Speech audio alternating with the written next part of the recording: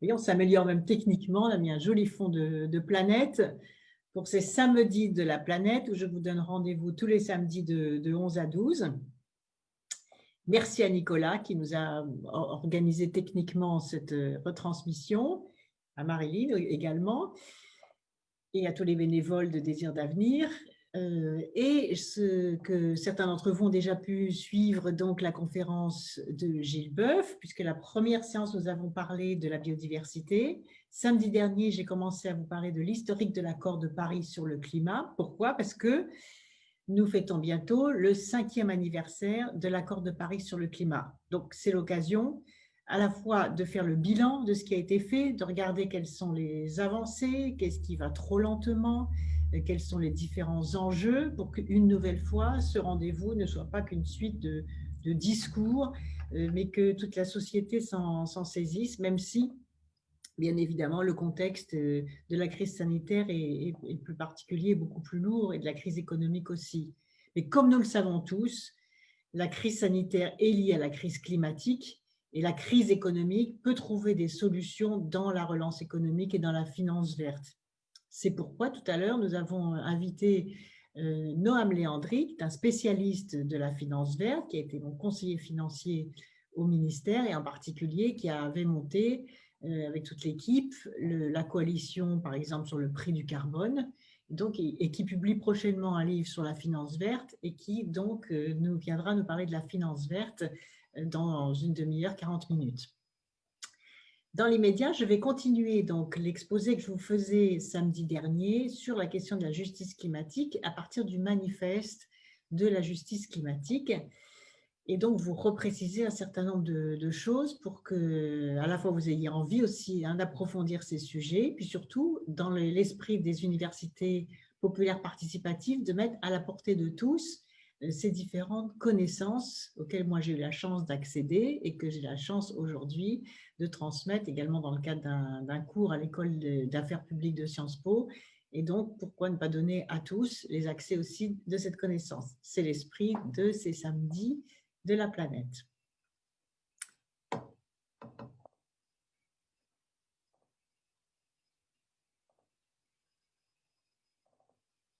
Voilà, alors la justice climatique, donc le combat du siècle. Donc, comme je vous le disais la dernière fois, je vais passer rapidement le début parce que ça, vous l'aviez déjà vu, mais les nouveaux qui nous rejoignent, je fais un petit résumé. Vous voyez, c'est une photo qui a été prise par Thomas Pesquet depuis l'espace. Et les astronautes eux-mêmes, lorsqu'ils sont dans l'espace, ils voient le recul de la qualité de la nature, de la planète, et en particulier, ce qui les a le plus marqués, quand on discute avec Thomas Pesquet, c'est la pollution des fleuves.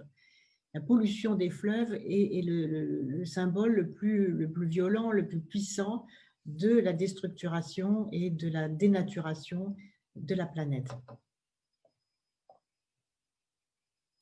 Voilà, ça, j'avais expliqué l'effet de serre, donc nous allons passer et nous allons aller tout de suite. Donc, ça, c'est les dates que je vous avais données. Voilà, l'accord de Paris, je répète, vu pour objectif de réaliser un réchauffement climatique en dessous des 2 degrés, c'est-à-dire 1,5 degré d'ici la fin de ce siècle. Aujourd'hui, si nous ne faisons pas plus d'efforts, nous sommes sur une tendance entre 3 et 5 degrés. Et encore davantage aux pôles, puisque les pôles, nous sommes sur une tendance de 7 degrés de réchauffement climatique. J'y reviendrai lors d'un samedi prochain de la planète pour expliquer pourquoi est-ce qu'aux pôles, ça se réchauffe plus rapidement et pourquoi est-ce que ce réchauffement rapide aux pôles est très dangereux, et notamment sur l'accélération de la montée du niveau de la mer. Je rappelle que 1 milliard d'êtres humains sont menacés par la hausse du niveau de la mer. C'est là où on voit aussi que les dangers sanitaires, lorsqu'ils sont très présents à côté de nous, comme celui du virus, ça nous fait réagir tout de suite. Et lorsqu'on pense que c'est éloigné, alors que ça ne l'est pas du tout, comme les victimes de la crise climatique, là, il y a beaucoup moins d'efforts. Donc, il faut que l'on retrouve, au fond, d'une certaine façon, il faudrait que l'on retrouve l'esprit de mobilisation contre la crise climatique, qui est aussi une crise sanitaire majeure, de même niveau, de même ampleur que ce que nous avons trouvé pour lutter, plus ou moins bien d'ailleurs, pour lutter contre la crise du coronavirus. C'est ça, effectivement, l'enjeu.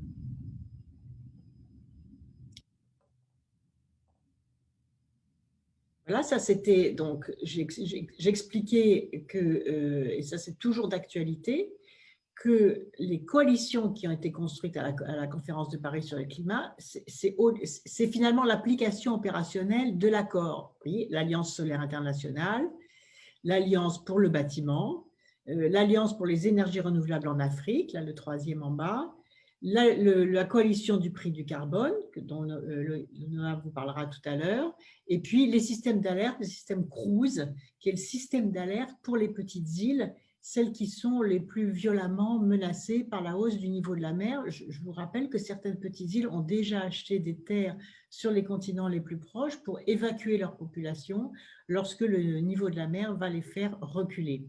Et c'est vrai que mon souvenir peut-être le plus émouvant de la conférence de Paris sur le climat, c'est quand les chefs d'État des petites îles sont montés à la tribune des Nations Unies et puis ensuite de la conférence de Paris pour dire mais pour nous, mais dépêchez-vous parce que pour nous, c'est une question de vie et de mort. Donc arrêtez de tergiverser, arrêtez de vous disputer, arrêtez de dire qu'on a le temps parce que pour nous, c'est dans 50 ans que nous allons disparaître. Et je crois que ce cri d'alarme, il faut à nouveau le réentendre pour à nouveau repasser à l'action. Ensuite, c'est quelque chose de très opérationnel, l'accord de Paris. Donc, effectivement, ce qui serait bien au moment de l'anniversaire, en décembre prochain, c'est de faire le point sur le travail qu'ont fait ces 70 coalitions qui ont été articulées autour de 12 thèmes. Vous voyez, c'est structuré, c'est cohérent et on a une capacité de suivi. C'est la raison pour laquelle on pourrait aussi se poser la question, au fond, de la bonne structuration des conférences de Paris, des COP, puisque à cause du virus, nous sommes obligés de faire les COP maintenant par vidéo, et au lieu finalement de s'en désoler, on pourrait en tirer les conséquences opérationnelles en se disant qu'il faudrait que la nature des conférences climat change. Et qu'en particulier, au lieu de refaire des grands raouts tous les mois de décembre, puisqu'il y a l'accord de Paris, aujourd'hui l'enjeu, c'est l'application de l'accord de Paris. Donc on pourrait parfaitement faire des tableaux de bord, les rendre publics tous les mois, coalition par coalition, c'est-à-dire action par action, vous voyez, forêt, agriculture, résilience, surtout pour les petites îles, ça, transport, bâtiment, mobilisation des financements privés verts, polluants, énergie renouvelable, accès à l'énergie et efficacité énergétique, ça c'est les économies d'énergie, villes et territoires, entreprises et innovation. Vous voyez que c'est 12 thèmes qui sont ensuite sous-démultipliés par un certain nombre d'actions plus opérationnelles. C'est très structuré. Donc, il n'y a aucune raison que tous les mois, on n'ait pas une sorte de tableau de bord et puis on pourrait voir pays par pays ceux qui font leur travail, ceux qui ont pris leurs responsabilités et les autres. Et l'écho de ces 70 coalitions, de ces 12 thèmes, correspondent aux 17 objectifs de développement durable. Donc, vous voyez qu'il y a une grande cohérence dans l'organisation et ce qui manque, c'est de la visibilité et de la volonté politique pour que chaque pays rende des comptes, action par action, sur ce qui a été fait ou pas fait pendant les 5 ans.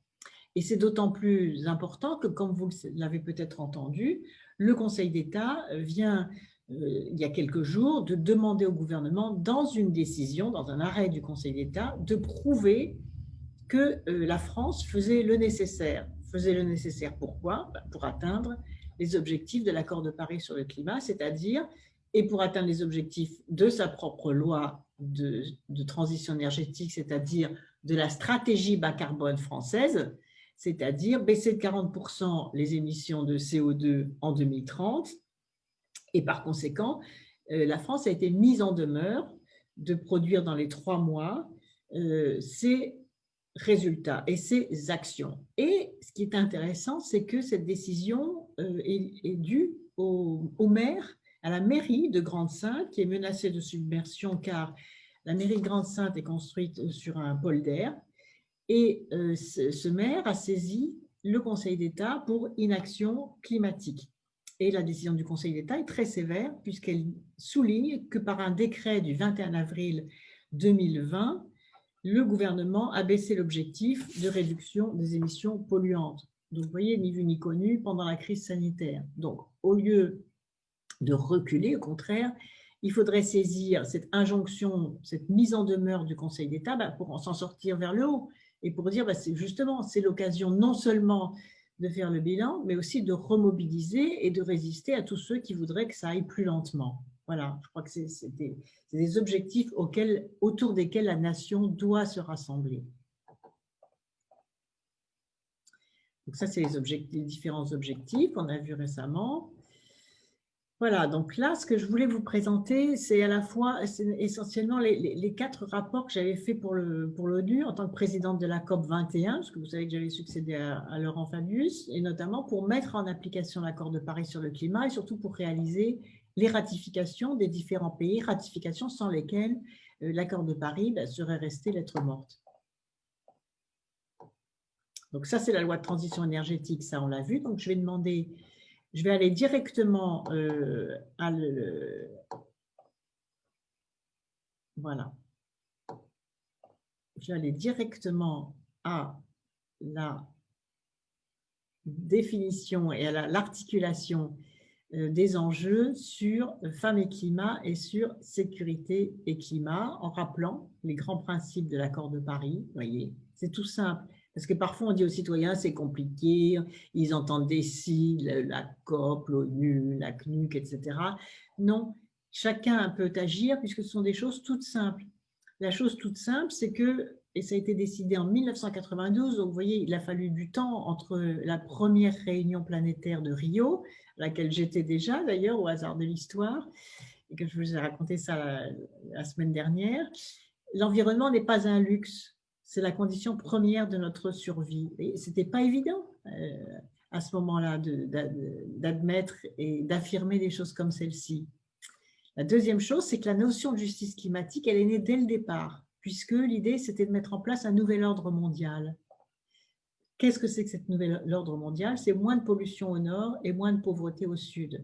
Les deux étant d'ailleurs liés, parce que plus il y a de pollution au nord, c'est-à-dire plus il y a de CO2, plus il y a d'utilisation d'énergie fossile, plus il y a de réchauffement planétaire, et donc plus il y a de difficultés de développement des pays pauvres, des pays du Sud, puisque les pays du Sud et les pays les plus pauvres sont ceux qui vivent sous les latitudes les plus chaudes. Donc par définition, la désertification et la rareté de l'eau va frapper plus directement les pays qui pourtant ne sont pour rien dans les mécanismes de réchauffement planétaire, puisque ce sont les pays industrialisés qui, par le choix des énergies fossiles, certes à une époque où on n'avait pas pris conscience du rôle des énergies fossiles sur la pollution, mais maintenant on a pris conscience depuis plus de 25 ans, et donc il est plus que temps qu'agir parce que notre survie commune dépend de cela, de ce nouvel ordre mondial. Moins de pollution au nord, moins de pauvreté au sud.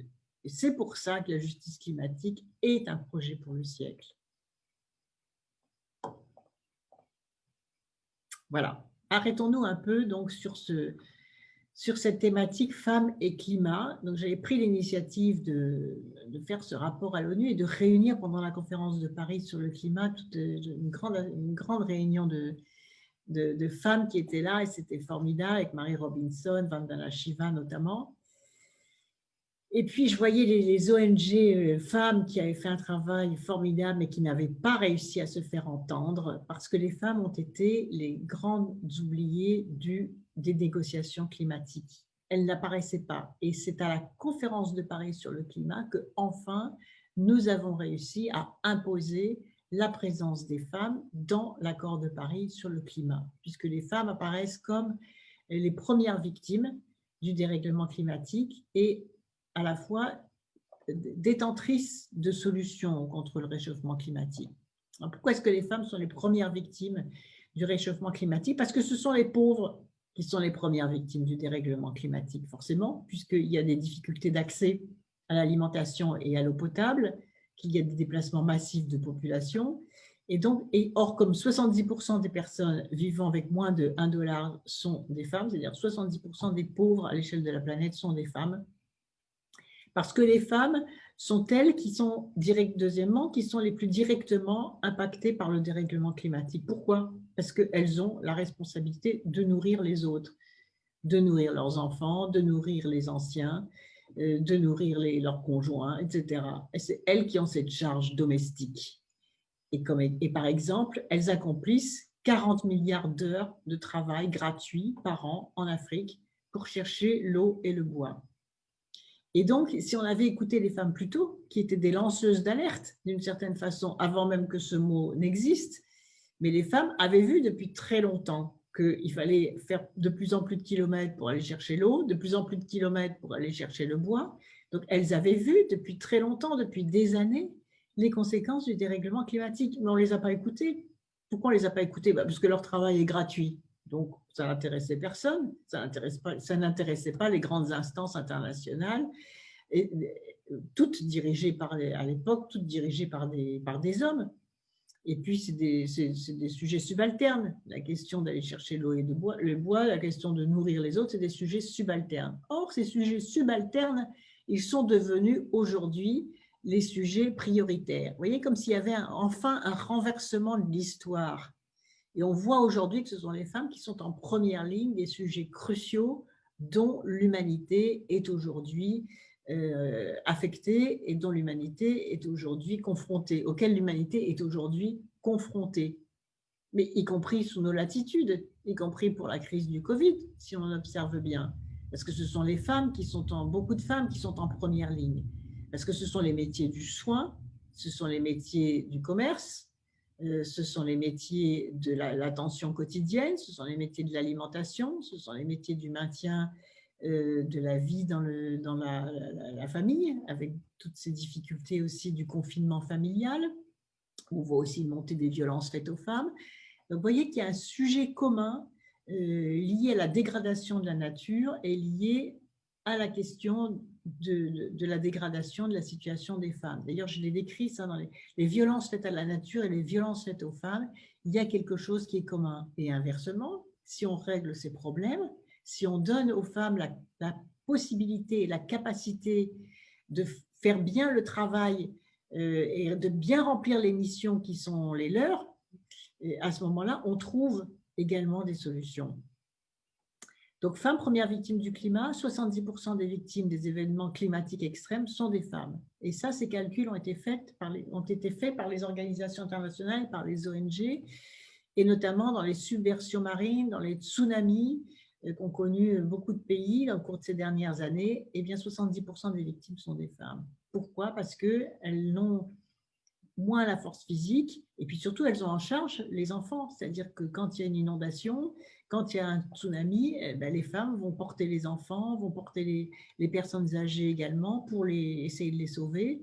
Elles savent, ce que je vous dis là, ce n'est pas de l'anecdote, parce que les femmes l'ont dit, elles ont pris la parole, avec courage d'ailleurs, lors de ces réunions de femmes pendant la conférence de Paris sur le climat. Elles ont dit, mais nous, on ne sait pas monter aux arbres, nous, on ne sait pas donner les premiers soins, nous, on n'a pas été formés face aux risques climatiques extrêmes. Et donc, des décisions ont été prises pour donner des formations aux femmes, pour leur apprendre à nager aussi. C'était des choses qu'elles demandaient. Donc, vous voyez qu'il y a des choses auxquelles on ne pense pas forcément, et dès qu'on leur donne la parole, dès qu'on prend en considération leur vécu quotidien et comment elles ont résisté ou pas au déchaînement des événements climatiques extrêmes, à ce moment-là, on peut mettre en place des actions opérationnelles. Ensuite, les femmes sont les lanceuses d'alerte. Vous voyez cette belle phrase de Vandana Shiva, qui est donc venue à la conférence de Paris sur le climat et qui nous a expliqué donc, tout le mouvement des femmes Shikpo, vous savez, qui ont empêché les abattages des arbres. C'est des femmes illettrées qui pourtant se sont battues pour leur forêt, qui ont encerclé les arbres avec leurs bras et qui ont empêché les bulldozers d'arracher des arbres. Et Vandana Shiva, cette très belle phrase qu'il faut retenir là, quand on attaque la nature, les femmes sont les premières à flairer le danger. Vous voyez, elles sont les premières à flairer le danger. C'est tellement bien dit ça. Pourquoi? Parce qu'elles vivent par définition en osmose avec la nature par rapport à leur obligation de survie et à leur obligation de faire survivre leur famille et leurs enfants. Et donc, dans ce manifeste, je raconte beaucoup d'expériences et d'actions de femmes, par exemple les femmes du Kerala contre l'assèchement et la pollution des nappes phréatiques. Et puis, je fais aussi le portrait des grandes pionnières de l'écologie, comme Rachel Carson, dont j'écris l'histoire, Rachel Carlson, qui est la première combattante contre les pesticides. Oui, elle revient d'actualité finalement ce combat qui est à l'origine de l'interdiction du DDT et qui à un moment donc prêchait dans le désert d'une certaine façon.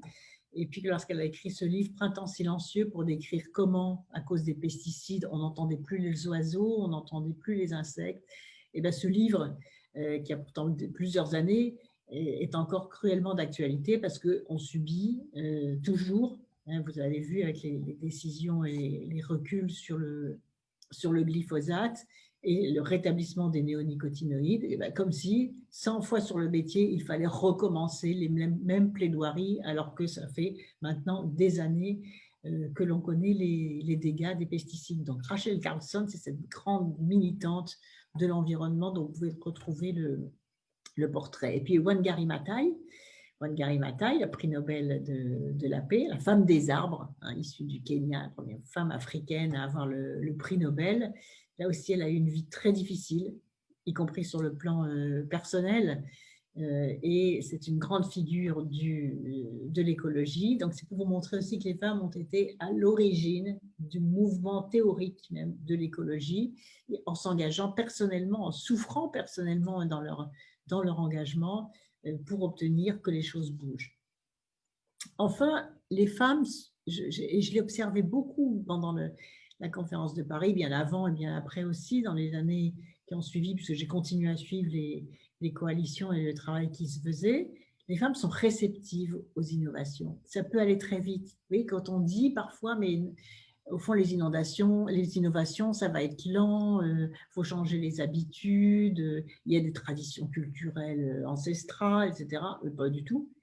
Quand vous donnez aux femmes la liberté, quand vous donnez aux femmes l'accès à l'énergie, quand vous donnez, et je l'ai vu, et je le vois avec la fondation que nous avons créée, avec la présidente des femmes mères d'Afrique, Célestine Cortez-Quetcha, on le voit, on a créé des désirs d'avenir pour la planète et nous installons l'énergie solaire sur les maternités de brousse, là où les femmes accouchaient jusqu'alors dans le noir, avec des vrais problèmes sur leur survie et sur leur santé.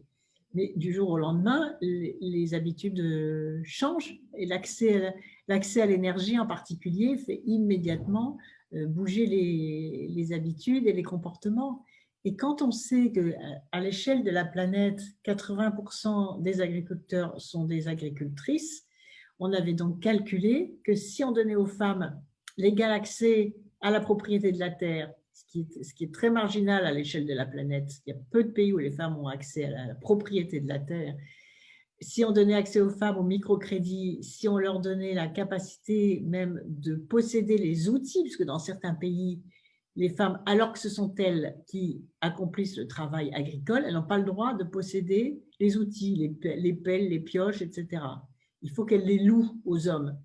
Et donc, beaucoup de chefs d'État africains, et c'était passionnant de les entendre débattre à la conférence de Paris sur le climat et dans les actions qui ont suivi, notamment au sein de la coalition pour l'énergie, pour l'accès à l'énergie renouvelable en Afrique, qui m'a permis d'aller dans beaucoup de réunions à travers le continent africain, c'est de voir à quel point les chefs d'État africains hommes défendaient cette idée de la place des femmes et mettaient en place, et dans certains pays ça a beaucoup bougé, la capacité pour les femmes d'accéder au microcrédit, d'accéder à la propriété de la terre et d'accéder à la propriété des outils de production.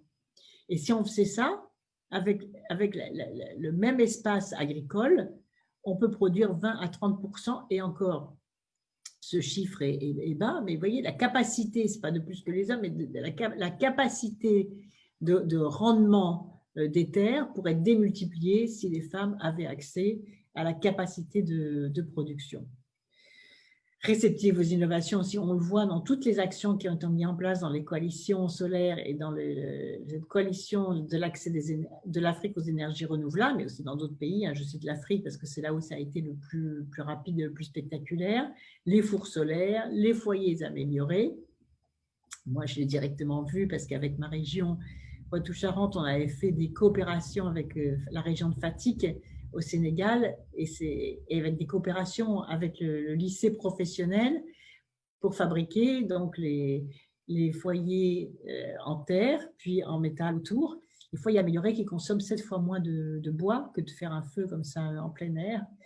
On voit aussi beaucoup d'actions des femmes autour de l'eau, et ça c'est un sujet crucial, parce que comme je vais vous expliquer dans quelques instants, le manque d'accès à l'eau tue 10 fois plus que les guerres. Donc la question de la gestion de l'eau, de la propreté de l'eau, du filtrage de l'eau, ou de l'extraction de l'eau pour faire de l'irrigation grâce à des pompes solaires, pour pouvoir développer l'agriculture de proximité, c'est aussi un sujet crucial. Et là aussi, il y a une vraie relation viscérale entre les femmes et l'accès à l'eau, puisque, comme on le sait, ce sont les femmes qui vont chercher l'eau.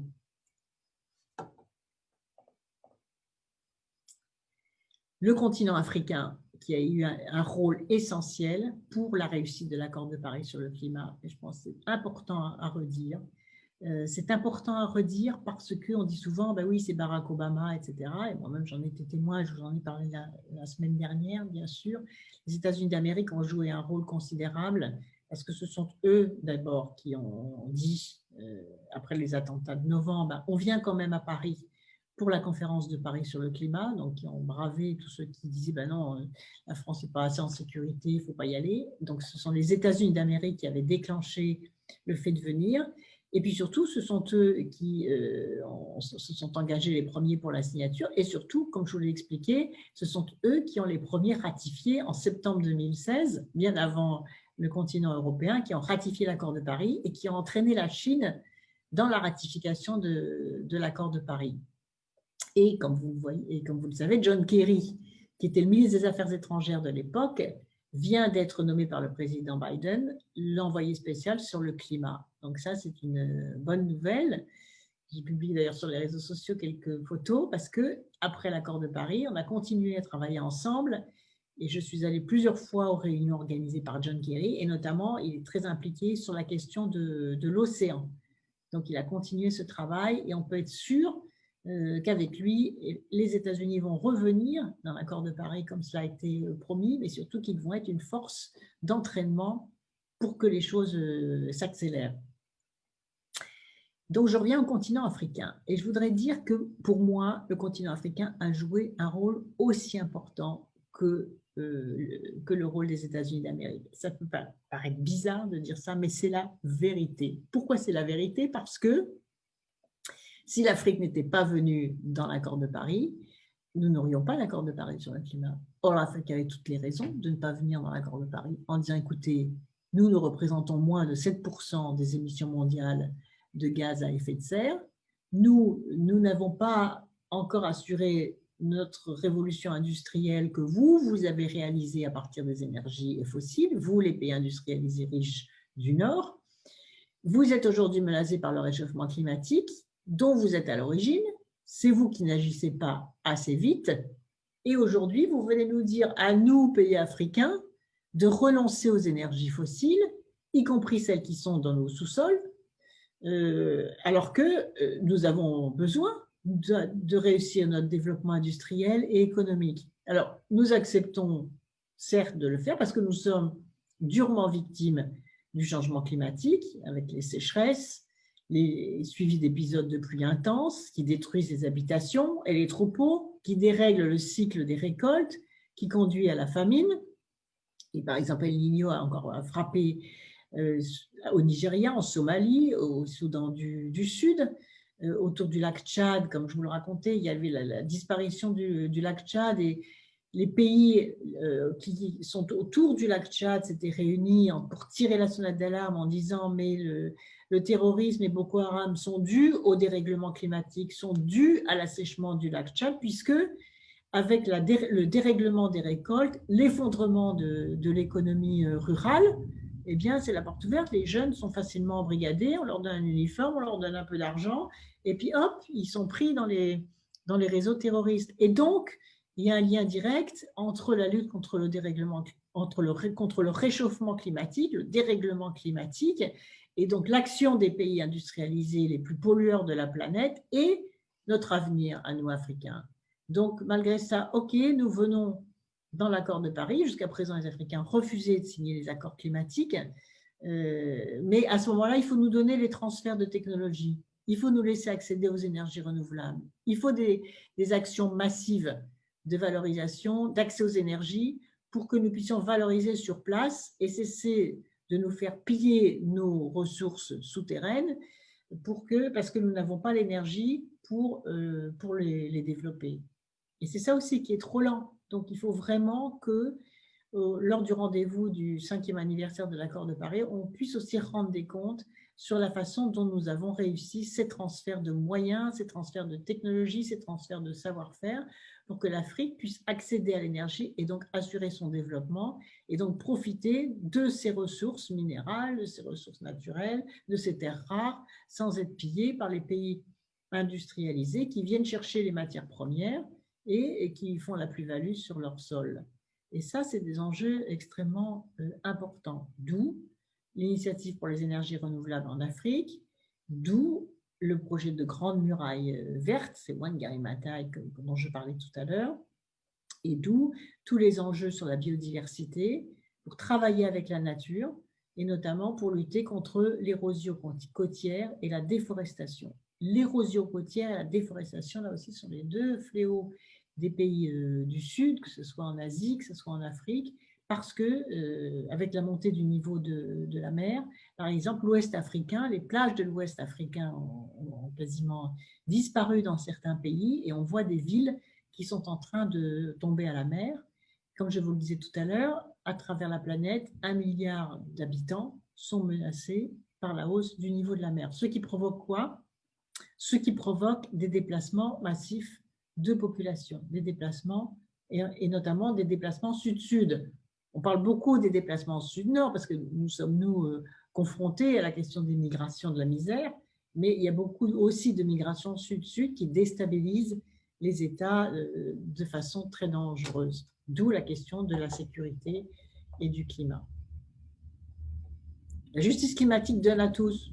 Pourquoi j'ai écrit cette phrase? Parce que vous savez, parfois, on dit, mais la justice, il faut prendre aux uns pour donner aux autres. Mais non, ce qui est extraordinaire dans la question des combats climatiques, c'est que quand on progresse sur la question du combat climatique, on progresse sur la sécurité climatique sans prendre aux uns pour donner aux autres. Tout le monde progresse. Les pays les plus riches, parce que s'ils font attention, ben, ils seront moins pollués. Par exemple, l'air sera moins pollué. Je rappelle quand même 40 000 décès précoces en France pour la pollution de l'air. Donc, s'ils font attention et s'ils diminuent leur pollution, ils vont progresser en matière sanitaire. Et dans le même temps, s'ils font moins de pollution, les pays les plus pauvres seront moins accablés par le réchauffement climatique et donc par la dégradation de leur environnement. L'autre rapport que j'ai fait, c'est le rapport sur les relations entre la paix, la sécurité et le dérèglement climatique. Et en particulier, on s'est rendu compte, et donc il y avait une réunion des ministres de la Défense pendant la conférence de Paris sur le climat, sur ce sujet-là, au cours duquel j'ai exposé ce rapport que j'avais déposé à l'ONU sur paix et sécurité, en regardant vraiment tous les travaux qui avaient eu lieu sur ce sujet-là. Et en particulier, l'idée que on voyait que sur les 50 dernières années, 70% des conflits étaient dus au dérèglement climatique, y compris Syrie, Somalie. Qu'est-ce qu'on voit souvent? Que les conflits, les guerres démarrent avec une explosion du prix des produits alimentaires, avec une dégradation d'accès à l'eau potable, et donc avec une dégradation des conditions de vie des populations qui se révoltent, qui manifestent, parce qu'ils ne peuvent plus manger, ils ne peuvent plus boire, à cause des crises climatiques, des sécheresses extrêmes et des alternances entre ces sécheresses extrêmes, ces pluies diluviennes, ces chaleurs extrêmes également, qui déstructurent, comme je viens de l'expliquer, toute l'économie rurale et toute l'économie agricole. Et ça provoque du coup des déplacements de population. Et les déplacements de population provoquent quoi? Des réfugiés climatiques qui viennent déstabiliser les centres urbains. Et l'ONU estime à 200 millions, et c'est sans doute davantage d'ailleurs, 200 millions de déplacés climatiques avant la fin du siècle, donc au nord comme au sud, mais plus spécifiquement au sud, puisque là, le réchauffement climatique est beaucoup plus rapide. Bon. Ensuite, on voit aussi donc, des changements climatiques qui impactent les populations. Et ça, j'y reviendrai. Donc, par exemple, sur toutes les populations autochtones qui vivent d'une bonne relation entre la nature et et leur vie et leur environnement et leur vie quotidienne. L'eau potable, enfin j'ai commencé à l'évoquer tout à l'heure, on dit que les guerres du futur, et même déjà aujourd'hui, se feront autour de l'accès à l'eau potable. Et ça, ce sont des enjeux majeurs à traiter en priorité. Tant et si bien qu'il y a même une réunion du Conseil de sécurité des Nations Unies qui jusqu'alors ne s'était pas saisi des enjeux climatiques. Mais comme vous voyez, de plus en plus, tout le monde a bien compris qu'il y avait un lien entre la paix et la sécurité, et donc il est logique que le Conseil de sécurité de l'ONU traite aussi des questions climatiques. Et c'est d'ailleurs à l'occasion des présidences tournantes et des présidences par le Sénégal que le président Macky Sall avait pris l'initiative de réunir un Conseil de sécurité sur la question justement de l'accès à l'eau. Et on voyait bien que ce soit au niveau de la solidarité le long des fleuves, parce qu'il y a les pays en aval, les pays en amont. Donc, quand vous faites des barrages, par exemple, en amont, eh bien, il y a moins d'eau en aval, donc il peut y avoir des conflits. Quand vous polluez en amont, en aval, les pays qui sont en aval en subissent les conséquences. Donc, quand on voit les grands bassins versants des fleuves des différents pays, on voit qu'il faut absolument réguler la solidarité au fil de l'eau, d'une certaine façon, et poser les discussions concernant l'accès à l'eau potable, pas seulement des fleuves aussi, mais aussi du littoral, aussi des nappes phréatiques, des capacités aussi à faire d'irrigation grâce à l'énergie solaire, qui est insuffisamment développée, les usines de désalinisation d'eau de mer, qui peuvent constituer aussi une partie des solutions, à condition qu'elles fonctionnent pas avec des énergies fossiles. Donc, vous voyez, il y a un sujet global, sécurité et eau, dont il faudrait se saisir à bras-le-corps de façon beaucoup plus déterminée et puissante que ce n'est le cas aujourd'hui.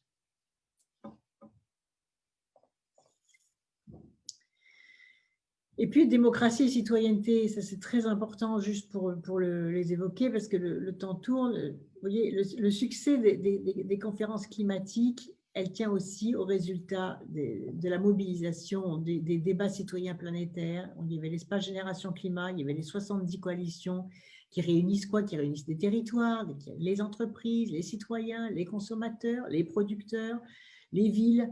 Et je vous expliquais samedi dernier justement que malgré le retrait de l'accord de Paris sur le climat par Trump, le bilan n'était pas si catastrophique que ça parce que les villes, la coalition des villes américaines, la coalition des États américains, comme l'État de Californie, certaines entreprises, certaines filières industrielles s'étaient substituées à ce retrait et au contraire s'étaient mobilisées encore plus, à la fois pour résister aux différents reculs sur le climat, mais surtout pour mettre en place des solutions offensives, et en particulier avec la finance verte.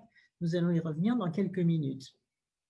Voilà, pour mémoire, c'est dans cet esprit que j'avais créé les territoires à énergie positive, plus de 550 territoires, rassemblant au moins 20 000 communes dans ces territoires pour la croissance verte, parce que la conviction profonde, c'est que la lutte contre le réchauffement climatique passe par une bonne articulation entre le local, le national et l'international.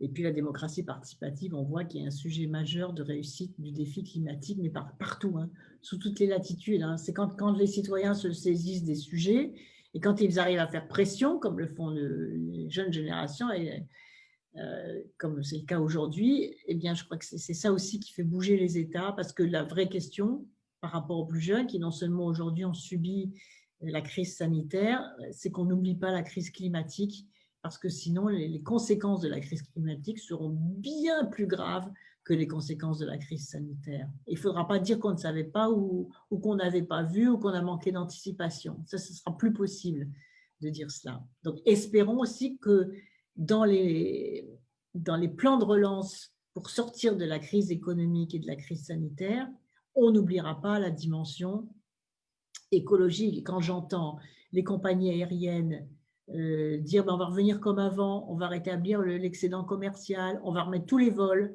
Mais non, il faut vraiment saisir l'opportunité de cette crise pour savoir qu'est-ce qu'on refait comme avant et qu'est-ce qu'on ne refait plus comme avant. Et en particulier, le transport aérien ne doit pas redevenir comme avant.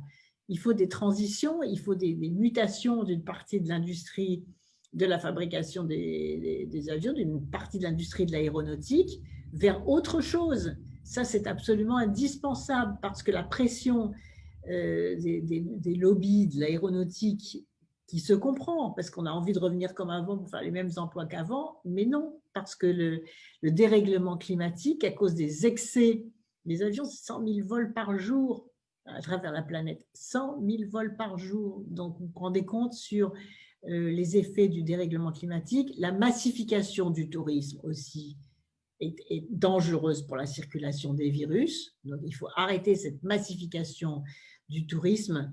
Mais il y a des forts lobbies sur l'organisation du tourisme. Il va y avoir des actions de promotion, etc. Il ne faut absolument pas que les échanges mondialisés à la fois des personnes et des marchandises, dans leurs excès, redeviennent comme avant. Et il faudra avoir un lieu, et là pour l'instant ce lieu n'a pas été mis en place, il doit l'être dans le cadre du 5e anniversaire de la conférence de Paris. Ça serait un beau sujet mondial pour que toutes les organisations internationales en relais sur les États puissent discuter, et la Commission, les instances européennes ont un rôle important à jouer. Là, on ne l'entend pas pour l'instant, donc il faut que le Parlement européen, les instances européennes se mettent en mouvement pour savoir quel est le modèle de développement durable conforme aux objectifs de développement durable qu'il faut mettre en place. Donc, quelles sont les mauvaises pratiques dont il faut empêcher le retour? Ça, c'est de la politique, ça, c'est de la décision publique importante qui doit absolument être prise en considération. Sinon, on n'aura pas saisi l'opportunité de cette crise, les souffrances de cette crise, pour qu'enfin quelque chose de positif puisse en émerger.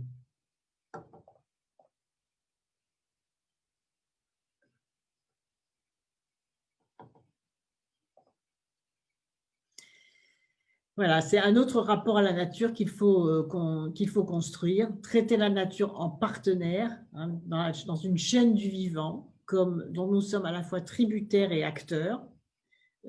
Pour la première fois, la biodiversité et l'océan sont mentionnés dans un accord sur le climat. Il a fallu beaucoup se battre. Je rends hommage aux ONG, notamment à la plateforme Océan Climat, qui avait réussi à me convaincre pour porter la question de l'océan à la conférence de Paris. Donc au départ, ça avait été refusé parce que ce n'était pas dans les clous et dans les tuyaux depuis des années. Donc j'ai réussi à l'imposer lors de la journée dont j'étais responsable sur justement la mise en place des actions, l'agenda, ce qu'on a appelé l'agenda de l'action, où j'ai réduit un certain nombre de sujets pour poser la question de l'océan. Et à partir de là, l'océan, c'est seulement à partir de là, l'océan qui a été absent pendant 20 COP, est entré à la conférence de Paris sur le climat grâce, en particulier, je le répète, au travail des ONG rassemblées dans la plateforme Océan Climat. Ça m'a permis, en tant que présidente de la COP et puis chef de la délégation française à ce moment-là, d'imposer le thème de l'océan dans les conférences climatiques. Et c'est un sujet absolument majeur. Et puis, en faisant voter la loi sur la reconquête de la biodiversité, de la nature et des paysages, à l'unanimité du Parlement, juste avant la conférence de Paris sur le climat, on a posé des principes qui restent d'actualité et qui doivent absolument aujourd'hui monter en puissance. D'abord, la solidarité écologique, ensuite la responsabilité, éviter, réduire, compenser. Ensuite, le principe d'innover sans piller la nature, c'est un concept également nouveau. Et dans la responsabilité, bien évidemment, il y a le principe pollueur-payeur. Voilà, ça c'est quelque chose qui, la délinquance écologique, elle existe déjà et souvent elle est insuffisamment sanctionnée. Donc éviter, réduire, compenser. Voilà pour terminer cette magnifique phrase qu'il faut toujours garder à la mémoire. Dans la guerre contre la nature, si l'homme gagne, il perd. Vous voyez, on est passé d'un système où la nature était considérée comme un bien gratuit, où tous les prédateurs pouvaient se servir. C'est la tradition, la tradition rationnelle qui s'opposait à la tradition des pays autochtones qui avaient compris depuis très longtemps que quand la nature se détruisait, on se détruisait nous-mêmes. Et c'est ça aussi c'est ça le paradigme, le paradigme, pour utiliser un mot plus simple, le principe, la logique de renversement dans le cadre de l'accord climatique de l'accord sur le climat, c'est de penser que nous faisons partie de la même chaîne du vivant et qu'on ne va pas s'enrichir aux dépens de la nature et que si on détruit la nature, on finit par se détruire nous-mêmes. Et vous savez, dans l'histoire des idées françaises, dans la conscience française, c'est très récent. C'est très, très récent, cette idée, qui était considérée comme subalterne, comme finalement l'apanage des pays, des peuples pré-industrialisés, voire des peuples illettrés, etc., qui est en osmose avec la nature. Et on se rend compte, et j'y viendrai puisque c'est à l'ordre du jour d'un de nos prochains samedis de la planète, à quel point les pays autochtones, que ce soit en Afrique, en Amazonie, dans les pôles, ont compris bien avant nous, et ce sont eux qui détiennent cette sagesse, qu'en protégeant la nature, ils se protégeaient eux-mêmes, donc on y reviendra. Et puis cette belle phrase de Wole Soyinka: il n'y a qu'une seule demeure pour le mollusque, un seul abri pour la tortue, une seule coquille pour l'âme humaine. Il n'y a qu'un seul monde pour l'esprit de notre espèce. Si ce monde dévie de son cours et se fracasse sur les rochers du néant, quel monde nous donnera asile? Voilà, tout est dit. Et puis Gandhi: le monde contient bien assez pour les besoins de tous, mais pas assez pour la cupidité de quelques-uns. Retenons ça parce que ça reste furieusement et cruellement d'actualité. En tout cas, c'est ce qui nous pousse à agir. Voilà ce que je voulais vous dire pour aujourd'hui. Et dans cette continuité, donc, il est très important que les milieux économiques, notamment les milieux financiers, s'engagent, en particulier avec la finance verte. Donc, ça a été aussi un des renversements, des évolutions fortes lors de l'accord de Paris sur le climat, puisque c'est quand les milieux économiques et les milieux financiers ont commencé à se dire, mais finalement, on n'a plus à perdre du dérèglement climatique, donc on n'a plus à perdre en ne faisant rien qu'en agissant. Et il y a eu ce basculement, ce qu'on a appelé le business dialogue, en juillet 2015, qui a enfin mis devant leurs responsabilités les filières économiques et financières, et donc l'engagement dans la finance verte. Et donc, je vais passer la parole à Noam Léandri en le remerciant d'être là, parce que c'est lui qui m'a accompagné pendant toute cette période sur la finance verte, notamment lorsque nous sommes allés à Washington pour finaliser un certain nombre de décisions. Et par conséquent, il va vous expliquer ce que c'est que la finance verte, et nous pourrons bien évidemment continuer au cours des prochains samedis. Voilà, Noam, vous avez la parole. Merci beaucoup pour cette invitation et l'occasion que vous me donnez de pouvoir intervenir et présenter les travaux que vous avez conduits sur la finance verte pendant votre présidence de la COP 21.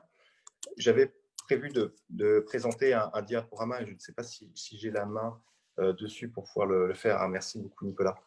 Parce que c'était un enjeu qui était majeur pendant la COP 21, qui a pu émerger très tôt dans les discussions internationales, grâce notamment à votre action dans le cadre du business dialogue que vous citiez tout à l'heure. Et je voulais faire référence à la citation aussi de Gandhi que vous avez rappelé. Il faut faire attention à ce que la cupidité de certains n'empêche pas le partage juste de la planète pour tout le monde. Je vais être très rapide, donc je vais rapidement passer le diaporama. J'ai que 3 diapositives. Et juste rappeler que dès le premier article important de l'accord de Paris, la question de la compatibilité de la finance avec l'accord de Paris est tout de suite rappelée, parce qu'on sait qu'on ne pourra pas réussir à réduire les émissions de gaz à effet de serre et le réchauffement climatique sans avoir réorienté massivement la finance. Et ça, très vite, beaucoup d'économistes, j'en cite Nicolas Stern, qui est un économiste anglais, qui était le chef économiste de la Banque mondiale, Mark Carney, le gouverneur de la Banque d'Angleterre, aussi avait tout de suite rappelé, et le président d'alors de AXA, Henri Decazes, avec qui vous étiez intervenu, mobilisé pendant la COP 21, rappelait qu'un monde à plus 4 degrés n'est plus assurable pour eux, pour AXA en tout cas, et pour tous les assureurs, parce qu'il y a une augmentation des catastrophes naturelles et ça devient catastrophique. Et donc, c'est grâce à cette mobilisation de la finance aussi qu'on a pu faire en sorte de faire rentrer dans l'accord de Paris l'enjeu de la finance. Et même Rémi Rioux, qui est président de l'Agence française pour le développement, qui avait participé à la rédaction de certains articles plutôt orientés économique-finance, avait été lui-même assez surpris que ça remonte dès le premier article de l'accord de Paris. Et c'est ce qu'il écrit dans une des notes qu'il avait produit après en termes de témoignage. Et donc lui-même aussi, il avait été assez surpris de cette remontée sur l'agenda. Et alors, je vais développer très rapidement les deux diapositives suivantes. Vous dire que il y a un enjeu, par exemple, en France, si on veut rester sous 2 degrés, ce qui est un objectif, hein, la loi de transition énergétique, la loi royale qui avait été adoptée en 2015, indique bien qu'il faut faire en sorte d'avoir des stratégies nationales bas carbone qui soient alignées avec une réduction des gaz à effet de serre, alignées avec l'accord de Paris. Et donc ça nécessiterait entre 30 et 70 milliards de plus par an d'investissement vert. Et donc, ce n'est pas seulement un coût, c'est au contraire une opportunité parce que ça permettra de créer presque 1 million d'emplois en 2050. Ça permettra aussi de réduire les déficits publics, de réduire le déficit commercial et d'augmenter la croissance. Donc, c'est une vraie opportunité pour l'économie française d'investir plus sur le vert.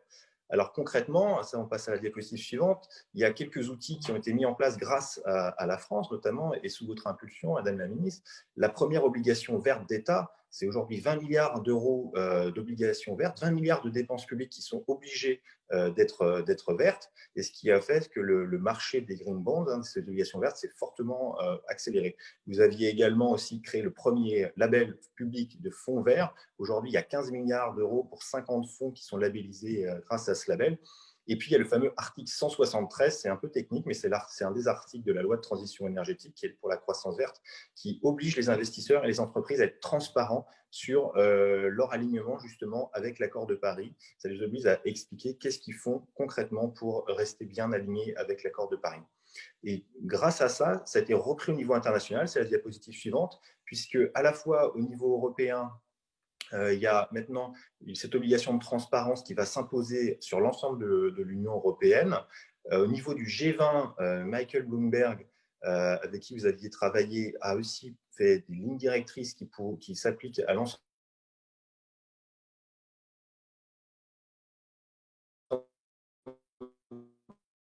des investisseurs pour.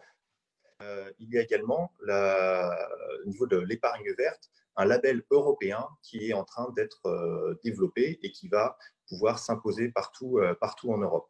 Et enfin, dernier sujet, c'est grâce aux coalitions qui ont été réalisées sous votre impulsion déjà, aujourd'hui, l'ensemble des banques de développement se sont alliés de façon à atteindre l'objectif de 100 milliards de dollars chaque année qui seront consacrés dans les pays en développement sur de l'action climatique. Et donc, ça permettra d'avoir une juste répartition de l'effort en matière climatique parce qu'on ne peut pas demander à des pays qui ne sont pas encore au même niveau de développement que nous, de sacrifier leur développement parce qu'on aurait déjà, nous, trop consommé de gaz à effet de serre, on aurait déjà trop émis de gaz à effet de serre. Donc, il faut que chacun puisse partager l'effort. Et donc, les perspectives à moyen terme maintenant, et donc c'est la dernière diapositive, c'était déjà des choses que vous aviez poussées lorsque vous étiez présidente de la COP 21, et notamment dans le rapport que vous avez remis à Ban Ki-moon. Hein. Il faut travailler, il faut verdir la finance, la politique monétaire. Il faut que la Banque centrale et les banques centrales fassent en sorte de financer uniquement des actions vertes, ou principalement, parce qu'aujourd'hui, ça favorise plutôt tout ce qui est très carboné. Et donc, il y a besoin de verdir cette finance-là à travers les banques centrales, les banques en général. Les coalitions d'investisseurs aujourd'hui permettent d'éviter le greenwashing parce qu'il y a certaines coalitions qui étaient un peu d'opportunistes et qui n'ont jamais rendu réellement les comptes sur ce qu'ils avaient fait. Et donc, c'est pour ça qu'il faut suivre ces coalitions et leur demander de rendre des comptes ce que vous aviez fait en les réunissant régulièrement. Et est-ce qu'aujourd'hui, ça ne suffit pas d'annoncer toutes les années une nouvelle coalition? Il faut aussi rendre des comptes sur celles qui ont déjà été faites. Et donc, il y a maintenant des investisseurs très engagés là-dessus. Et puis enfin, il faut que les consommateurs, les épargnants, demandent aussi à leur banque des produits verts parce qu'aujourd'hui, elles le proposent jamais spontanément. Il y a eu des visites témoins, des visites surprises chez des banques, et sur 200 visites surprises, c'est très très rare qu'une banque propose un produit vert, et même quand on lui demande, elle dit qu'elle n'en a pas en stock, ce qui est totalement faux. C'est simplement parce qu'elles n'ont aucune incitation à le faire et ils sont encore restés dans le système du comme toujours. Et pour autant, il y a 2 tiers des Français, 2 tiers des épargnants qui aimeraient pouvoir investir dans du vert pour donner du sens à leur épargne et investir pour leur future génération. Quand aujourd'hui vous ouvrez une assurance vie pour vos enfants, vous avez envie que ça serve à leur futur et pas simplement que ça continue à polluer, que ça détruise le monde dans lequel ils vont vivre demain. Voilà, j'étais très rapide, désolé pour les problèmes techniques encore une fois, mais merci beaucoup pour m'avoir donné l'opportunité de vous présenter ces grands enjeux de la finance. C'est quand même des milliards, des milliers de milliards, des centaines de milliers de milliards qui circulent chaque jour, chaque mois. Et si on n'agit pas là-dessus, il s'il n'y a pas un petit grain de sable qui permet de verdir tous ces flux financiers, on sait qu'on n'arrivera pas à changer le monde et aller vers plus de justice climatique.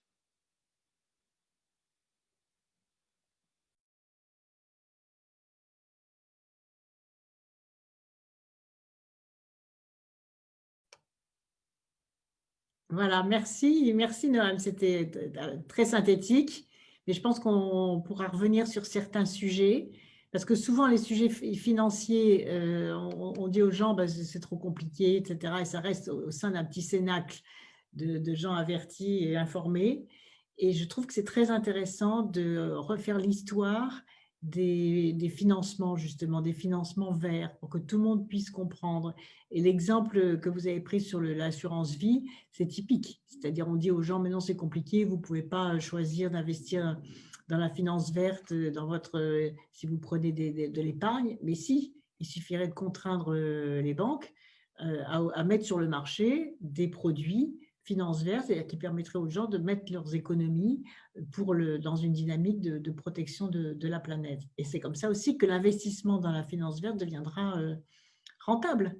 Et donc dans un système gagnant-gagnant. C'est ça qu'il faut voir. Il n'y aura pas plus d'un côté des prédateurs, de l'autre ceux qui subissent cette prédation, mais au contraire, il y aura des dynamiques positives parce que l'information aura été partagée. C'était vraiment très, très intéressant. On va revoir ensemble sur comment est-ce qu'on pourrait approfondir tel ou tel sujet. Et je me souviens notamment de la réunion où nous sommes allés dans la coalition du prix du carbone, à un moment que je présidais à Washington, avec la Banque mondiale et avec le secrétaire général des Nations Unies, avec Christine Lagarde aussi, qui était là justement pour le FMI.